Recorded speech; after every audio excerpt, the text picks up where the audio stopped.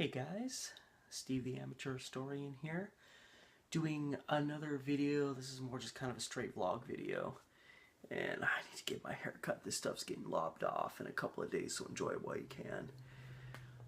I'm doing another video connected to the documentary that I'm putting together that, the last couple of weeks and the next probably couple of months are going to be very seriously focused on, which is this case of this unsolved torso murder that happened back in 1946 in the Portland area. And I just briefly wanted to address, and I want to talk about, all sorts of things in relation to why I'm doing this, what is there about the case, blah, blah, blah. But, it's questions that, will come out. It's like, one is like, why this case? Why did this suddenly come about for you? I've read about a lot of crimes, some unsolved crimes in the Portland area. Why did this one get such special treatment? And how did you know, after looking at all these other cases that I've just done research in, when did you know? How did you know that this was going to become more than just a regular YouTube video like I tend to do? Not knocking those, but there's a big difference between busting out the good camera, doing a lot of extensive research, trying to do interviews and all that stuff, and then just sticking your phone on a selfie stick and going out there like, here I am out here doing this thing.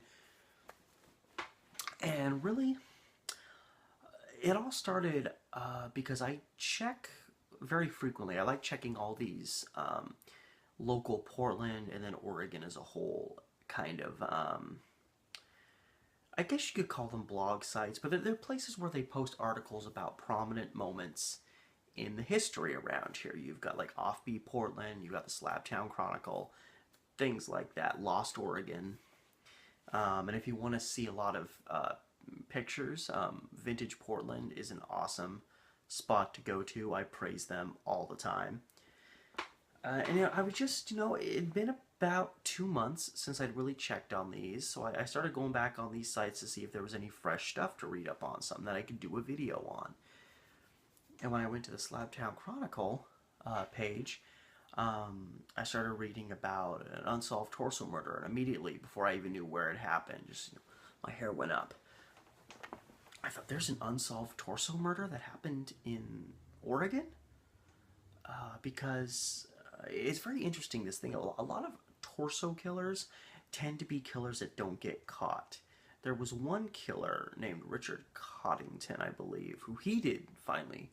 I don't know if he got caught or if he turned himself in, but the most iconic torso killer is the Cleveland torso murder, Phantom of Kingsbury Run, who killed, we know for certain, during the late 30s.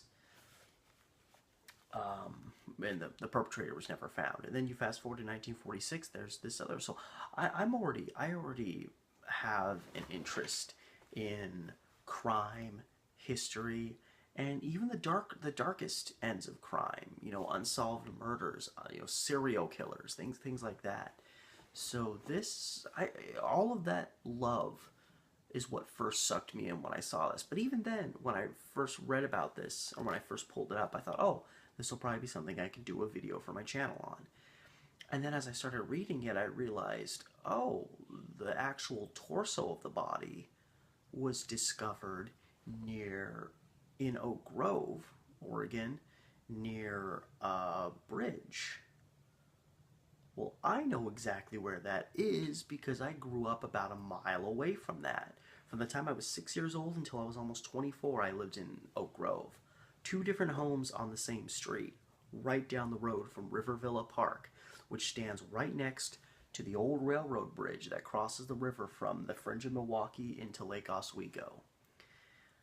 And that is where the sack holding the torso that started this whole case was found. So it was found literally in the small little area that I've spent more than half my life in. And even today, Oak Grove is still not an actual town. It's an unincorporated community. So, if a crime happens, the county police show up. Even though the Gladstone police are right down the road here, the Milwaukee police are right up the road there.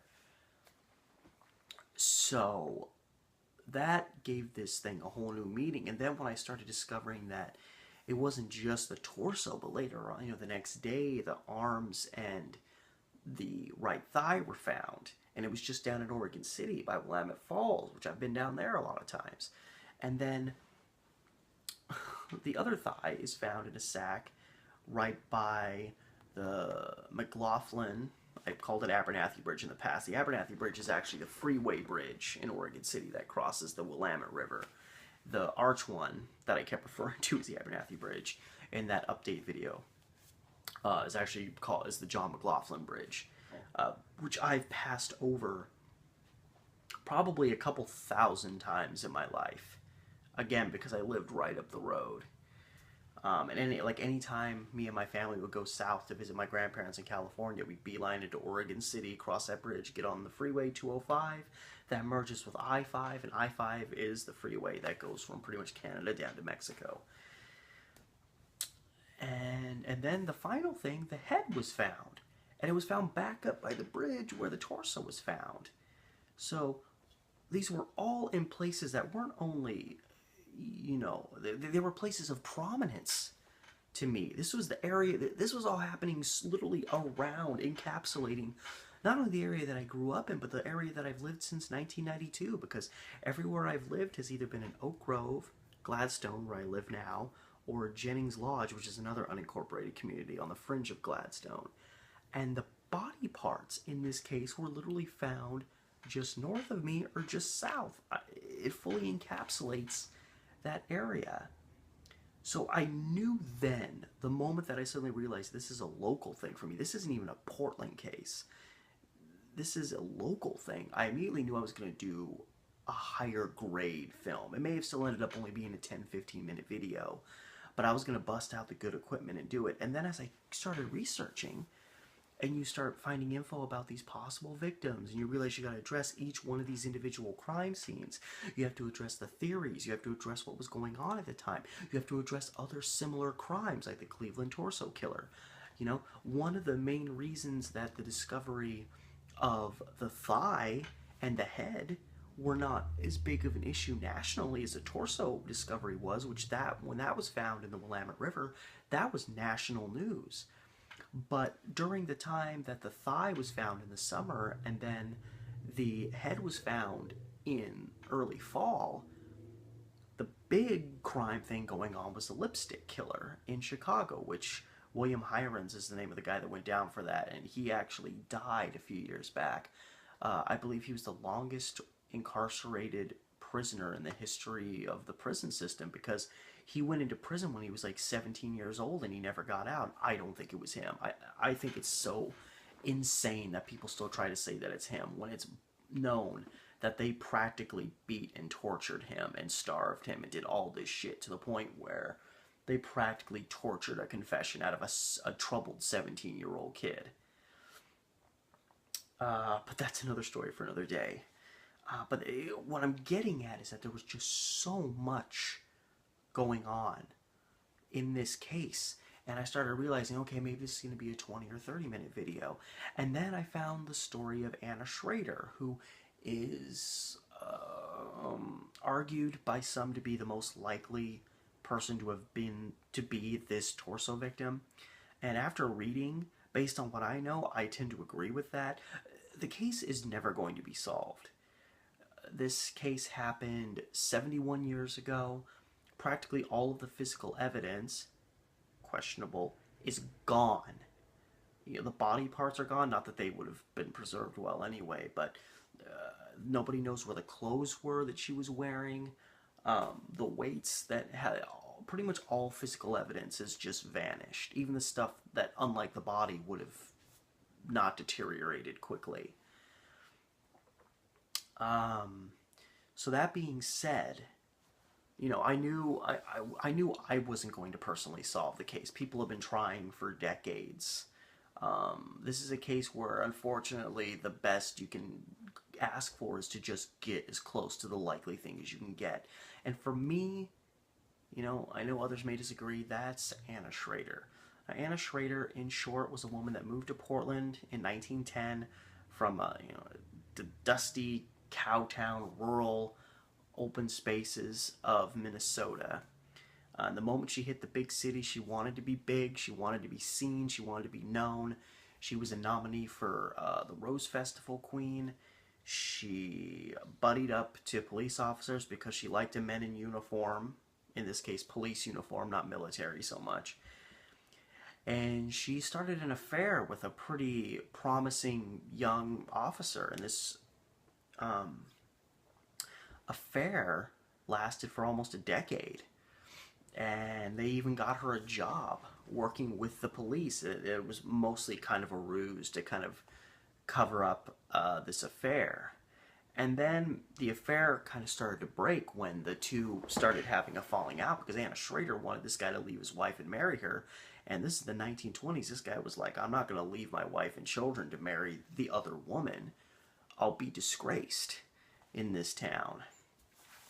And so the scandal started to slowly expose itself. And reportedly, according to Anna Schrader, the last time she saw this officer, whose name was William Bruning, by the way, she claims that he beat her up. Like they were just having a really bad falling out. So she, connected with the police, managed to get her hands on a gun from a fellow officer and went to his place. And she claims that she had it for protection. Like, if he's going to attack me, I'm going to defend myself. He shows up. She's got the gun. He, attacks her. They scuffle for the gun. 2 shots go off. Nobody gets injured. But he twists the story as she showed up there to kill him because he had betrayed her, essentially. And that's the event that blew this scandal up. And for literally years into the 1930s, this was a story. And they, of course, both lambasted each other. I love that word. Each one claiming the other one was pretty much 100% at fault for all this wrong that had happened. And then a series of things started happening. Anna Schrader started having a bunch of car accidents. She started getting ticketed frequently. And it was reported in the police department that the chief had said, anytime you see her car, ticket it. Multiple times she'd had bricks thrown through her window. She actually had one of her windows shot out. And when the police investigated, they claimed the sound she heard was just the sound of a potted cactus falling and breaking, So suddenly her life is starting to get threatened, and by like 1932, Anna Schrader kind of fell off the face of the earth. She was still alive. It's known that she was still alive, but she had put herself out there so much, and now suddenly she was regressing. And the last time anybody heard of Anna Schrader being alive was mid-March of 1946, pretty much. And then, a little less than a month later, this torso turns up and Anna Schrader's never heard from again. Now, granted, back then, a lot of people could go missing. There's all kinds of people that went missing that were never reported, this or that. So, the fact alone that Anna Schrader kind of disappeared around the same time isn't 100% proof by itself, but that, combined with an excessive number of other factors, is what makes her seem like a very palpable candidate for being this torso victim. That and the fact that physically, when they found the head, it was obviously, it hadn't been in the water too long. Like, it still had flesh, but it was very just kind of, droopy, like what you think of when you think of, like, a demon witch or something. It's actually, the picture of her skull is very hard to look at. Or I guess head, it wasn't down to the skull yet. But it bears a very similar resemblance to her, literally down to the chin. So there's lots of reason to believe that she could have been the individual that was brutally murdered in this way. And so on top of multiple different crime scenes, the unsolved aspect of it, having to discuss what life was like, how people viewed torso killing, and then what was going on in Portland, and just all of this stuff. You got to talk about the evidence. You got to go to the sites where it happened. And I started realizing this isn't going to be a 20-minute film. And then the Anna Schrader story falls down, and you realize that's a big thing that absolutely has to be addressed in this case. And that's when I realized, within a couple of hours, I went from YouTube video, short film, legit documentary. in the span of like 2 or 3 hours. Once I got to the Anna Schrader stuff, I realized this is too much to just do a little thing about. And because I decided this is going to be a very serious documentary film, I've dived in on it. I have spent hours out there with my DSLR shooting all sorts of footage, getting good footage of the river, since all these parts were found in sacks along the river, getting good footage of all the locations where remains were found. I've even had to go back to a few places once I found out a new piece of information. That's why in some of these update videos you see, I'll be like, oh, I'm back in Oregon City, I'm back over here again.